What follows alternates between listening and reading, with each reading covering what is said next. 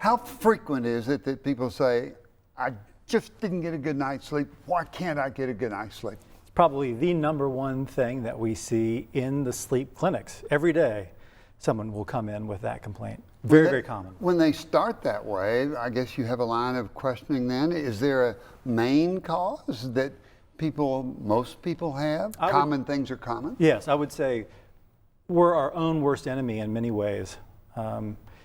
There's a lot of focus about sleep in children, about regulating schedules and coming up with a bedtime routine and all that. For some reason, we don't think that applies to us as adults. And so one of the first things we always look at is what we call sleep hygiene or sleep behaviors. And so people will stay up too late on their phone or watching TV, or they'll smoke right up until bedtime or drink caffeine too late, this kind of thing. And they don't really plan for a good night's sleep before. And then you call that sleep hygiene, which I think is an excellent word that way. So how do people prepare? Well, what we try to do, particularly when people are having difficulty, so a lot of us will have trouble sleeping every now and again, but we don't go seek help for that necessarily.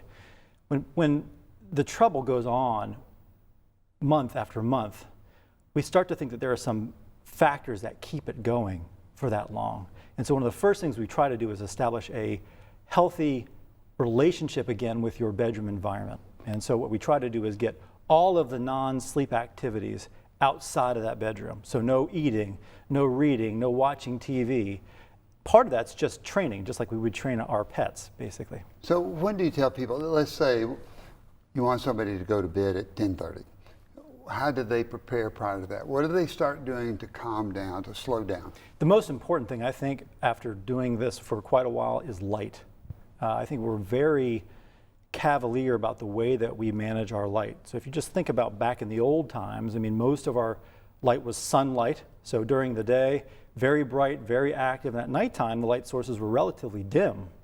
Not true anymore. We're inside so much more during the day now, and there are way more sources of light at night now. So what we always try to do is have people be very aware of how much light they're getting after sunset and really try to keep the light sources to a minimum and keep lights low. So what are you thinking of when the sun goes down? There's the light bulbs in the house.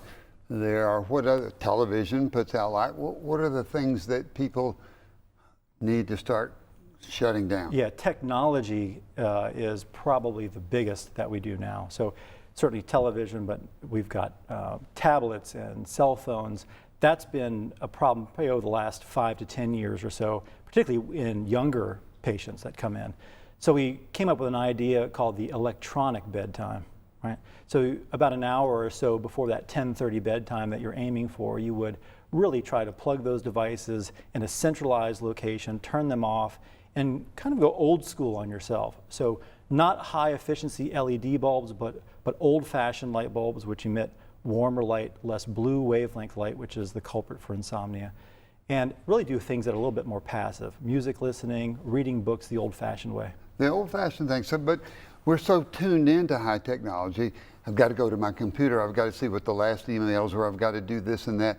Those can be harmful to the sleep hygiene that you're talking Exactly about. right. So the same thing is true. Every now and again we'll get people who are so avid readers that reading for them is just as stimulating as getting and checking your work email and those kinds of things. So a lot of it's light, but a lot of it's just if you're revving yourself up by whatever means, we try to calm that down.